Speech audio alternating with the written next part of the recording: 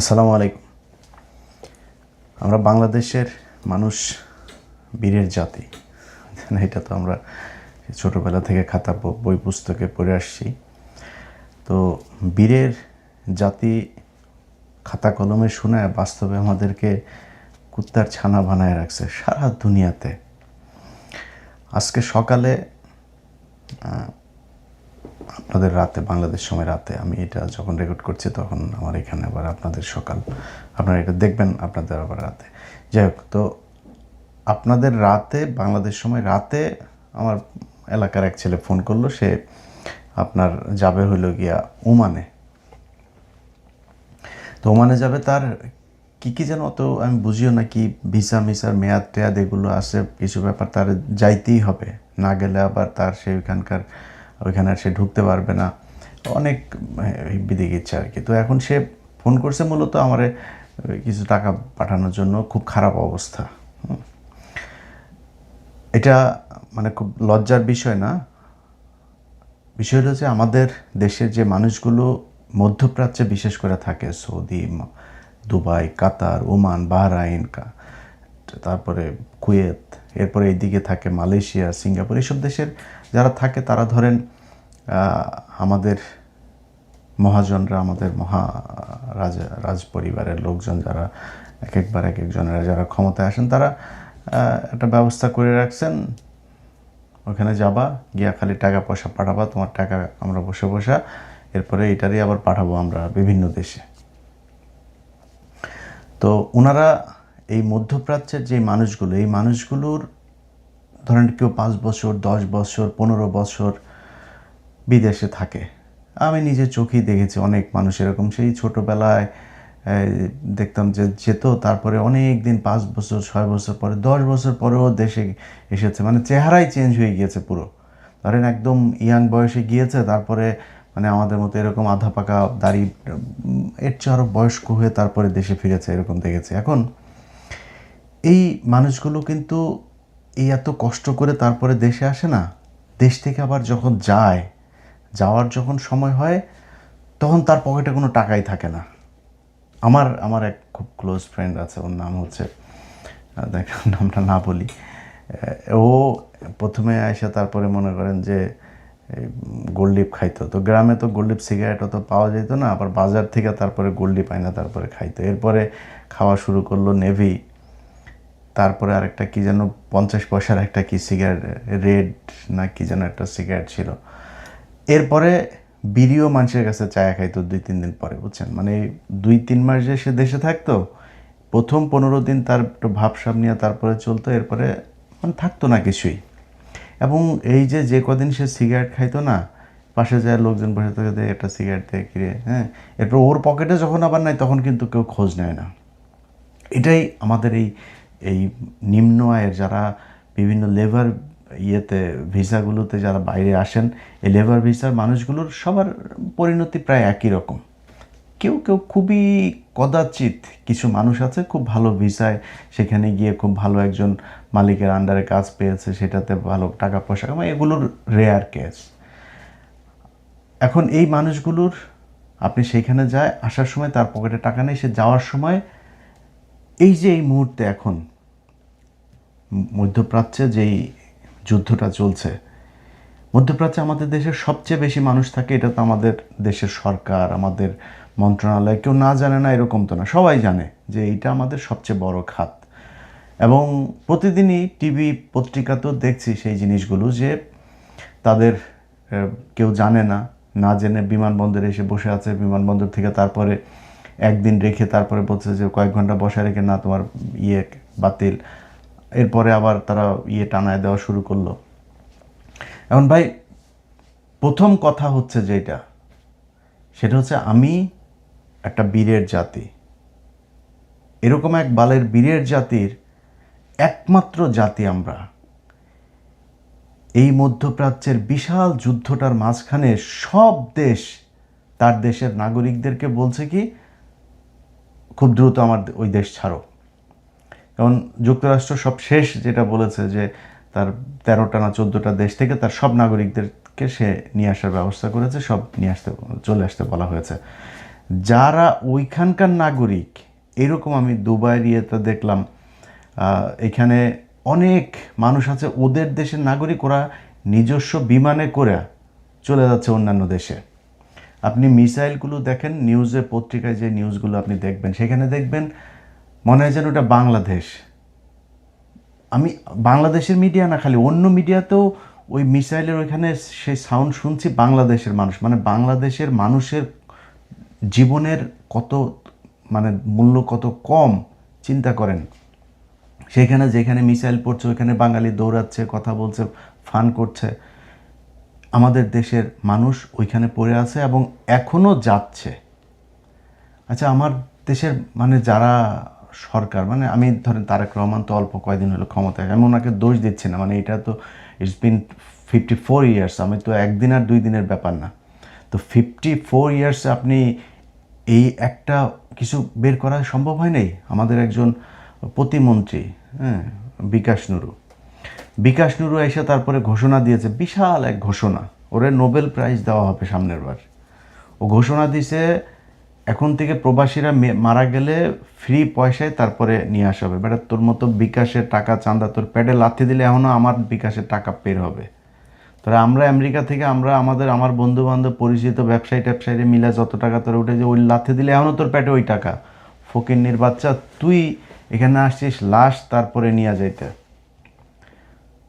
ওর এই লাশের জন্য কোনো প্রবাসী কারোর কাছে বলেছে নাকি যে তারা বিদেশে যারা থাকে এরা কিন্তু ধরেন একটা ঘরের ভিতরে গিঞ্জি, একটা পরিবেশের ভেতরে অনেক মানুষজন একসাথে সেখানে থাকে, এরা এদের সমস্যা এরা দেখভাল করার এরা এদেরটা দেখবে। তো লাশ পাঠানোর দরকার নেই, ওরা টাকা চাঁদা তুলে ওরা লাশ পাঠায়, সমস্যা নেই। ও জীবিত থাকা অবস্থায় ওরে কি করতে পারবে সেটা বল। কিচ্ছু করবে না। নুরু আসার সাথে সাথে যেটা করেছে, ওর ভাই এখন সেকেন্ড মন্ত্রী, ওর ভাই আছে একটা, সেটারে দিয়া কাতারে ব্যবসা করিয়েছে, এই বিকাশের টাকা তুইলা মানুষের কাছ থেকে টাকা নিয়েছে ধুমায়। তার আরে গত 1.5 বছরে তো কামাইছে, সে ধুমায় কামাইছে। দুবাইতে তার গাড়ির ব্যবসা আছে, কাতারে ব্যবসা আছে। এখন তার ভাই দেশে, এখন সে পায়তারা করছে হইলো ম্যান পাওয়ারের ব্যবসার একটা লাইসেন্স নেওয়ার জন্য। ওর এই মন্ত্রণালয়ের যে কদিন আছে সেই কদিন ওর মূল টার্গেটই থাকবে ও নিজের কত টাকা পয়সা কেমন দ্রুত কামাইতে হবে। কারণ ওরা তো যে কোনো সময় সেটা লাথি দিয়ে বার করে দিলে তো ওর আসতে পারবে না। ওর জীবনে যে এই জায়গায় আসছে, মন্ত্রী বানাইছে, এটা তো ধরেন একটা বিশেষ মুহূর্তে বিএনপির কিছু করার ছিল না, বিএনপির এদেরকে নিতে হবে। ওদিকে জামাতে এনসিপি চলে গিয়েছে, ইসলামী শাসনতন্ত্র চলে গিয়েছে, তারপর আরও প্রায় 11টা দল বিএনপির নেওয়া লাগবে, চুক্তিবদ্ধ হয়ে তারপরে করছে। ও কিন্তু নির্বাচনও জিতে নাই, ওখানে হাসান আল মামুন নির্বাচনে জিতেছে। সে হাসান আল মামুনকে সরায় তারপর ওরে দেওয়া হয়েছে। এটা হাসান আল মামুনকে আমার কথা বিশ্বাস করার দরকার নেই, হাসান আল মামুনকে জিজ্ঞেস করেন, সে সব কিছু জানে। তাকে উপর থেকে বলে দেওয়া হয়েছে যে এটা ওরে দিতে হবে, না দিলে সমস্যা আছে। সে জিতে নাই। এখন এই যে ওনাকে এইভাবে মানে একজন আসলো মাত্র এরকম, কিন্তু এই 54 বছর ধরে আমাদের কিন্তু এই প্রবাসী ধরেন তো মন্ত্রণালয় এসে বোধহয় জিয়াউর রহমানের সময় থেকে শুরু করে এরপরে তো কন্টিনিউয়াসলি আমাদের এই মন্ত্রণালয়টা ছিল। এই মন্ত্রণালয়ের থেকে এই যে মানুষগুলো যেতে পারছে না বিমানবন্দরে, বা যে কজন মানুষ আমার বিদেশ থেকে আসে তাদের একটা তালিকা থাকা উচিত না? আপনার একটা মন্ত্রণালয়, বিশাল মন্ত্রণালয়ের কাজ কি আপনার? ওরা টেনশনে বাঁচে না, ওই দেশে আর ঢুকতে দেবে না, ভিসার মেয়াদ শেষ হয়ে যাবে। আরে বেটা, এটা ওর কাজ না, এটা সরকারের কাজ। মন্ত্রণালয়টা করা হয়েছে এই জন্য, এই প্রবাসীদের সুযোগ সুবিধা দেখার জন্য। এরা ওইখান থেকে যাবে কি না যাবে, কবে যাবে, মন্ত্রণালয় ওই দেশের মন্ত্রণালয়ের সাথে কথা বলবে যে আমার দেশে তোমার শ্রমিক এই কজন আছে, তোমার দেশে এখন যাইতে পারবে না। যেমন বিভিন্ন দেশ 1 মাস করে ভিসার মেয়াদ বাড়িয়ে দিয়েছে। তো এখন এটা কেন করা হয়নি? তারা দেশে যখন ঢুকার সাথে সাথে আমার তালিকা থাকতে হবে কোন দেশ থেকে কতজন আসলো, তার কবে ভিসা যাবে, কবে তারে কন্টিনিউয়াসলি তার একটা নাম্বার রাখতে হবে। ওই নাম্বারে তারে কন্টিনিউয়াসলি মেসেজ পাঠাইতে হবে, যে তোমার রিমাইন্ডার দিতে হবে যে তোমার এই তারিখে ভিসার মেয়াদ শেষ, তুমি বিমানের টিকিট কাটো, কবে যাবা। ভাই ওর সব ফ্যাসিলিটিস যা দরকার এই একমাত্র এই মধ্যপ্রাচ্যের এই মানুষগুলো এই দেশটা টিকিয়ে, একদম এর বাইরে বাংলাদেশের কিচ্ছু নাই, একদম কিচ্ছু নাই। এই বাংলাদেশটা কলাপস করবে যদি না কি মধ্যপ্রাচ্যের মানুষরা যদি সব মানে আমরা তো আর বলতে পারবো না যাবো না, না যায় তো উপায় নেই, তাই মানুষ যায়। মধ্যপ্রাচ্যের সরকারগুলো যদি বলে আমরা বাংলাদেশের মানুষ আনবো না, না খায় মারা যাবে, এই দেশটা জাস্ট পরের দিন শ্রীলঙ্কা হয়ে যাবে। এখন আমাদের বলা হয় যে আমরা হইলাম গিয়া বিশাল আকারের এক জাতি, যুদ্ধ করে তারপর আমরা বিশাল বাল ফালায় ফেলছি, 71 সালের পর থেকে আমরা বীরের জাতি হয়ে গেছি। বেটা 71 সালের আগে এই দেশে আদমজি ছিল, নিউজ প্রিন্ট ছিল, কাপ্তাই ছিল, এই সংসদ ভবন, এই জাহাঙ্গীরনগর বিশ্ববিদ্যালয়, রাজশাহী বিশ্ববিদ্যালয়, ওসমানী বিশ্ববিদ্যালয়, চিটাং বিশ্ববিদ্যালয়, মেডিকেল, এসব এদের করা, এই কমলাপুরটা এদের করা। এই ভাই এগুলি বাদ দেন, মানে অবকাঠামোর কথা বাদ দেন, যতগুলো মিল কল কারখানা ছিল পাকিস্তান আমলে সবগুলো বন্ধ হয়ে গিয়েছে। আমরা বীরের জাতি হয়ে তারপরে স্বাধীন হয়ে কি বাল ফালাইলাম, দুইটা বাল ফালাইছি আমরা।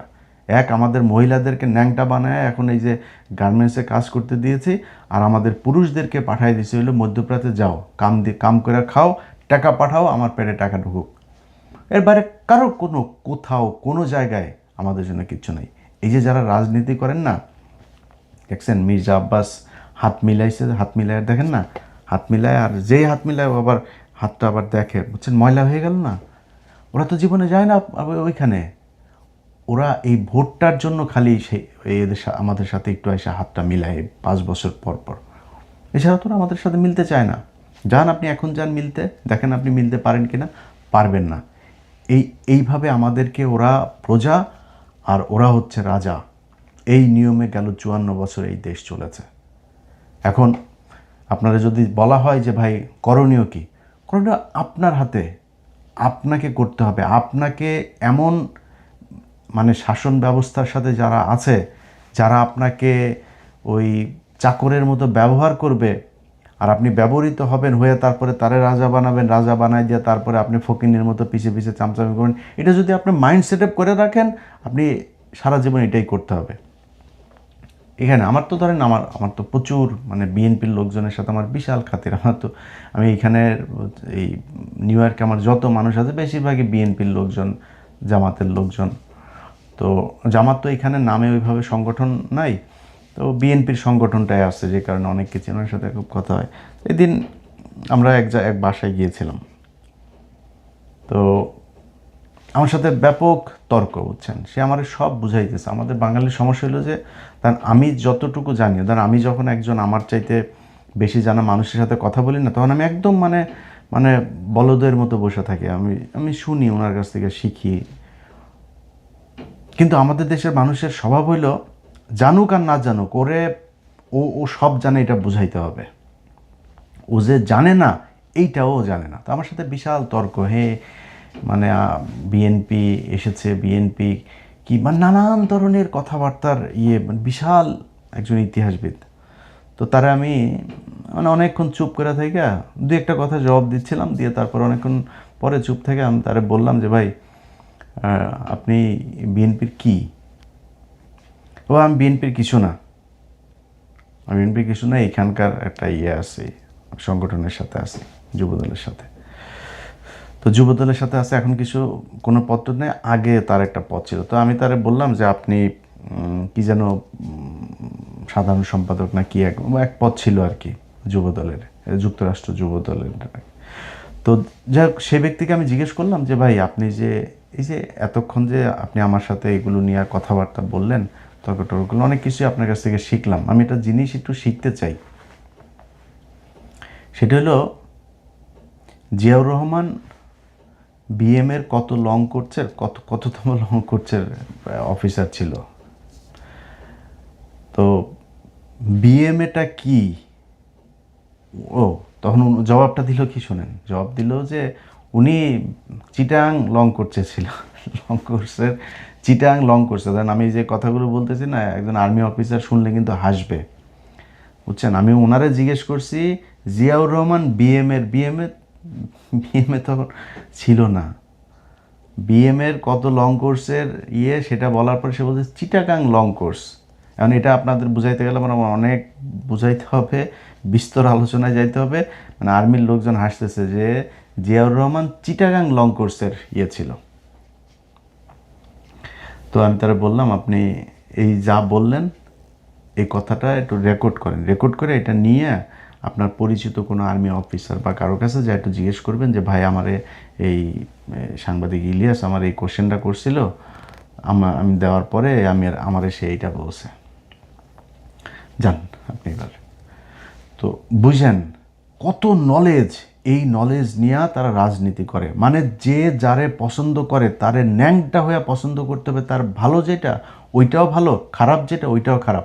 আমরা কয়দিন আগে এই হ্যাঁ ভোট আর না ভোটের আরে ভাই এখন বড় বড় কথা বলেন যে হ্যাঁ ভোট না ভোট কিছু না, জুলাই এগুলো নিয়ে কিছু করা যাবে না, জুলাই এটা করলে সংবিধানের সমস্যা হয়ে যাবে। সংবিধান তোর বাপ বানাইছে। এই যে তোরা যে সরকারটা আছে, সেই যে নির্বাচন ইউনুস আসলো, এই ইউনুসের এই আশাটাই তো অবৈধ। 5 তারিখের পর থেকে তুই যদি নাকি সংবিধান মানতে চাস, তাহলে 5 তারিখের 2024 সালের 5ই আগস্ট থেকে আজকে পর্যন্ত পুরো সময়টাই অবৈধ। এই সংবিধানের কিছুই মানা যাবে না। এটা এইভাবে যদি করা যায় তাহলে করবো। ওনারা একটু মানবে আর একটু মানবে, সেই সাকা চৌধুরীর মতো সোনাটা লাল করে দিয়ে ওনারা দেশ চালাইতে চায়। তো তারপরেও কয়দিন ধরে তারেক রহমানের কিছু কাজকর্ম ভালোই দেখছি। আশা করি তারেক রহমানরা এই জুলাই এইটা নিয়ে কোনো মানুষের সাথে কোনো বিট্রে করবে না, এটা আমাদের আশা। তো যে বিষয় নিয়ে কথা বলছিলাম ভাই, আমাদের দেশের আমরা যারা গরিব মানুষ আছি, আমাদের সবার সমস্যা ভাই ওইটাই। আমরা হইলাম গিয়া প্রজা, ওরা হইল রাজা। এই যে ডক্টর ইউনুস ও তো ধরেন মানে আল্লাহ ওরা বাঁচায় রাখুক, সুস্থ রাখুক, কারোর এই খারাপ দোয়া না করি, কিন্তু তো মরার সময় চলে আসছে। মানে অ্যাভারেজ যদি হিসাব করি তো অলরেডি এক্সপায়ার হয়ে গেছে। তো এই যে উনি, আমরা মনে করেছিলাম ওনার টাকা আছে, খ্যাতি আছে, সম্মান আছে, সব আছে, আর কি লাগবে ওনার। উনি এসেও একটা ম্যান পাওয়ারের বিজনেসের একটা লাইসেন্স করে গেছে, জানেন আপনারা? এই ডক্টর ইউনুসও একটা ম্যান পাওয়ারের আর অনেক কিছু করছে, জানবেন এগুলো ভবিষ্যতে। এই কাজটা সে করে গেছে। এই নুরা আসছে, বিকাশ নুরা, সেও করে যাবে। ওনার যে এমপি আছে সেও করে যাবে, মানে মন্ত্রী, ফুল মন্ত্রী যিনি আছেন তিনিও হয়তো করে যাবেন। এইভাবেই চলবে। তো আমার এই এত আলোচনা করলাম, এই আলোচনার মধ্যে সবচাইতে মানে খারাপ লেগেছে যেই জিনিসটা মনে হওয়ার পরে, যে পৃথিবীর প্রতিটা মানুষকে এখন এই যুদ্ধক্ষেত্র থেকে তার দেশের সরকার নিয়ে যাচ্ছে। আর আমার দেশের মানুষ কেমনে পাঠাবে? সরকার খালি পাঠাইতে পারলেই বাঁচে। পাঠাবে, যাবি, টাকা কামাবি, পাঠাবি, আমি ওই টাকা বাইরে পাঠাবো।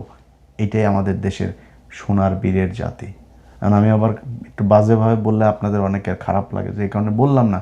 এই বালের বীরের জাতি 71-এর পর থেকে করে পিছন দিয়ে বাস ঢুকায়া তোমাদের বীরের জাতি বানায় রাখছে। এত সুন্দর করে বলতে পারি না, তাই বলতে পারলাম না।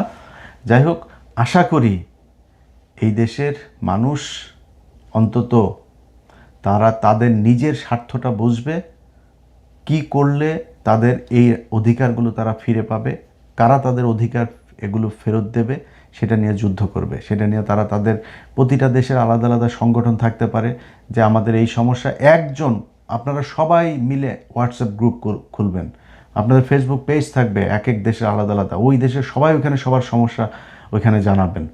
সমস্যা জানায় ওইখানে যদি না করে, একসাথে সরকারকে ওইখান থেকে নিয়মিত সংবাদ সম্মেলন করবেন। বাট ওই আওয়ামী লীগ বিএনপি দোচায়ও না, হ্যাঁ, আওয়ামী লীগ বিএনপি না দোচায়। তোমরা কামলা খাটতে গেছো, আমিও কামলা খাটি, এখানে কামলা খাটতে গেছো, কামলা খাটো, ওইখানে ওই জায়গাটায় এক থেকে একটা গ্রুপ খুলো, একটা অ্যাসোসিয়েশন খুলো, একটা সংগঠন খোলার পরে ওইখান থেকে নিয়মিত সংবাদ সম্মেলন হবে, সরকারকে বিভিন্ন দাবি দেওয়া হবে যে আমার দেশের মানুষের এই সমস্যা হচ্ছে, এই হচ্ছে। একটা হোয়াটসঅ্যাপের মেসেজের কয়েক লক্ষ মানুষ জেনে যাবে। সবাইরে নিয়ে এইভাবে গ্রুপ করে তারপরে সিটি ওয়াইজ আপনাদের গ্রুপ থাকতে পারে করে। সরকার যদি আপনাদের কথা না শোনে, রেমিটেন্স পাঠাবেন না, বলবেন এত মাস আমরা রেমিটেন্স পাঠাবো না। এই যে রিজার্ভ না, প্রতিদিন পত্রিকা খুললে দেখবেন রিজার্ভ 32 বিলিয়ন, আজকে 35 বিলিয়ন হয়ে গেল। তোর বাপের টাকা না, এটা এই কামলাদের টাকা। এই কামলারা বহুত কষ্ট করে, ছোট বাচ্চার সাথে দেখাও হয় না, 5 বছর 10 বছর বয়স হয়ে যায়, বাচ্চার সাথে দেখা হয় না বাবার। এটাই মধ্যপ্রাচ্যের এদের পরিণতি, এটাই মানে বাস্তবতা। তো এই জায়গা থেকে আমরা বের হইতে চাই।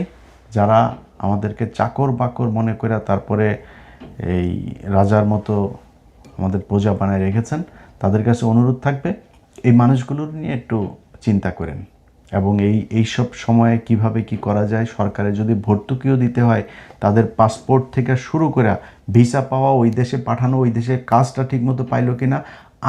আরেক চুরি হইল গিয়ে সবচাইতে, এই যুব ক্রীড়া মন্ত্রণালয়ের অধীনে আপনার এই যে ট্রেনিংগুলো করানো হয়, এই ট্রেনিং এখানে যদি ভালোভাবে ট্রেনিং সেন্টারগুলো খুলে যদি নাকি তাদেরকে ট্রেন আপ করায় তারপর পাঠানো যাইতো, যে যাচ্ছে তারও লাভ হইতো, আমাদেরও লাভ হইতো। ইন্ডিয়া থেকে একজন মানুষ যেই টাকা কামায়, আমরা 5 জন 10 জন মিলে ওই টাকা বেতন পাই না। আমি মধ্যপ্রাচ্যের কথা বলছি। তো এটা ঠিক করা যাইতো যদি আমরা ট্রেন আপ করায় মানুষকে পাঠাইতে পারতাম। ওই ট্রেনিংয়েও দুর্নীতি, পাসপোর্টে দুর্নীতি, ওর ভিসায় দুর্নীতি, ওইখানে কাজ যেটাতে নেয় সেটা আরেক কাজে নিয়ে যায়। সব দিক থেকে এই মন্ত্রণালয়ের কোনো দায়িত্ব পালন করে না। ওইখানে যে অ্যাম্বাসি আছে তারাও করে না, ওইখানে অ্যাম্বাসি কিন্তু কুকুরের মতো ব্যবহার করে। এইভাবেই চলছে। তো সরকারের কাছে অনুরোধ থাকবে, তারেক রহমান, আমি এতক্ষণ যা বললাম কিছুই কিন্তু তারেক রহমানের বিরুদ্ধে না, উনি মাত্র এসছেন, ওনার কাছে আমাদের দেখার আছে। দেখি 6 মাস 1 বছর দেখি উনি কি করেন। তো তারেক রহমান, আপনার কাছে অনুরোধ থাকবে যে এই মন্ত্রণালয়টারে একটু ঠিক করেন। যদি ঠিক করেন, আপনারা যদি নাকি মানুষকে পাসপোর্ট করানো, ভিসা পাওয়ানো, এগুলো যদি মন্ত্রণালয় থেকে সঠিকভাবে করাইতে পারেন, তাহলে আমার মনে হবে। আমি গতকালকে একটা বক্তব্য শুনলাম, ওই যে হুমায়ুন কবির ভাই উনি সম্ভবত এই বিষয়ক বোধহয় উপদেষ্টা হয়েছেন, প্রতিমন্ত্রীর পদমর্যাদায়, না পররাষ্ট্র মন্ত্রণালয়ের বোধহয়। ওনার এক বক্তব্য শুনলাম, উনি বলছেন যে ওনাকে ইফতারের ঠিক 20 মিনিট আগে তারেক রহমান ফোন করেছেন তাড়াতাড়ি বিমানবন্দরে। কেন এটার জন্য তারেক রহমানকে ফোন করতে হবে কেন? মন্ত্রণালয়ে আপনারা বাল ফালান, আপনাদের কোনো দায়িত্ব নাই? এই মানুষগুলো যে এই মানুষের টাকায় আপনার বেতন হয়, আপনার এটার কোনো দায়িত্ব নাই? এটা পালন করে না তারা অফিসার, বিশাল বড় অফিসার। তো আপনাদের এই সংগঠনগুলো যদি ঠিক রাখেন, আমার মনে হয় এদেরকে এই চাপে রাখা যাবে। আর দেশের ভেতরেও, দেশও যখন যেটা রাজনীতি করবেন না, এই যে কুত্তার মতো যারা আপনাদেরকে কুকুর বিড়াল বানায় রাখে, প্রজা বানায় রাজাগিরি করে না, এদের পিছনে পিছনে এই যে পাশাটা উদাম করে দেওয়া, তারপর নির্বাচনের সময় মারামারি এগুলি করেন, ভাইয়ের হাত শক্ত করেন, এগুলো করেন না, এগুলো করা বন্ধ করতে হবে। আপনারা এগুলো যদি করেন, তাহলে এই আপনাদেরকে এরকম চাকর বাকর কুত্তার মতো আপনাদের সাথে ব্যবহার করবে। আপনি একদম খুব ছোট কাজ করবেন, একদম মানে ডে লেবার হিসাবে কাজ করবেন, কিন্তু আপনার পকেটের টাকা দিয়া আপনি রাজনীতি করবেন। আরেকজনের টাকার দিকে তাকাবেন না, আরেক নেতার পিছনে ঘুরে আরেকজনের কাছ থেকে মায়েরা কেটে খা। এভাবে আপনি জীবনে বড় হইতে পারবেন। আপনার নেতা বড় হবে, আপনি জীবনে হইতে পারবেন না। আপনার যেই নেতার জন্য বিশাল আকারে প্রেম প্রীতি দেখান, ওই নেতারে বলেন যে ভাই সামনের বছর আমি কিন্তু ইচ্ছা আছে, সামনের বছর মানে 10 বছর 20 বছর পরে স্যার আমার ইচ্ছা আছে যে আমি এমপি নির্বাচন করব। ওই পরের দিন দেখবেন যে ব্রিজের নিচে আপনার বিচে কাটা লাশ পড়ে আছে। অতএব এদের কাছ থেকে বের হয়ে আসতে হবে। বের হয়ে আপনাকে নিজের বিবেকের কাছে প্রশ্ন করতে হবে যে আপনার সামাজিক অবস্থান, আপনার রাজনৈতিক অধিকার, অর্থনৈতিক অধিকার, এগুলো আপনাকে কে দিতে পারবে, কার মাধ্যমে হবে, সেগুলো চিন্তা করে আপনার মানুষের পিছনে দৌড়াইতে হবে। আমি কোনো দলের নাম বললাম না, হইতে পারে সেটা বিএনপি, যার পিছনেই হোক, সেটা আপনি নিজের প্রশ্ন করবেন। কারা আপনার জন্য কাজ করতে পারে, সেটা চিন্তা করে রাজনীতি করবেন।